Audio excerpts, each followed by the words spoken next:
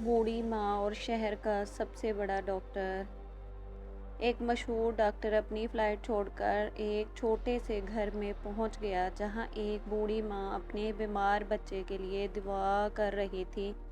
क्या आप जानते हैं कि इस डॉक्टर का वहां पहुंचना कोई इत्तेफाक था या किसी की पुकार का जवाब, एक ऐसा वाक़या जो आपका अल्लाह पर यकीन बदल देगा। डॉक्टर ईशान एक बहुत बड़े सर्जन थे।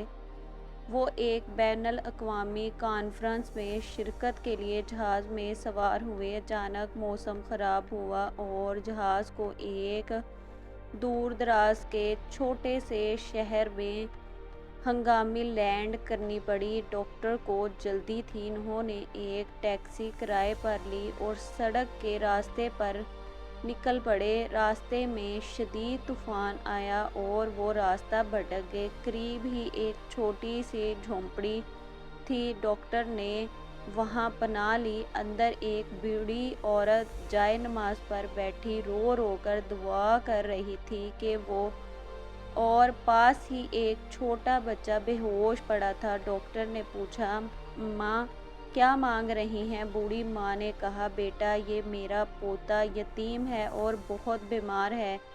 यहाँ के डॉक्टर कहते हैं कि इसका इलाज सिर्फ डॉक्टर ईशान कर सकते हैं। वो बहुत दूर रहते हैं। मैं अल्लाह से दुआ कर रही हूँ कि वो कोई रास्ता निकाल दे।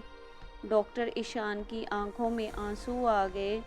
बोले, अम्मा अल्लाह ने आपकी दुआ सुन ली। अल्लाह ने तूफ़ान भेजा, जहाज़ को उतारा और मुझे रास्ता भटक कर आपके दरवाज़े पर ला खड़ा किया। मैं ही डॉक्टर ईशान हूँ।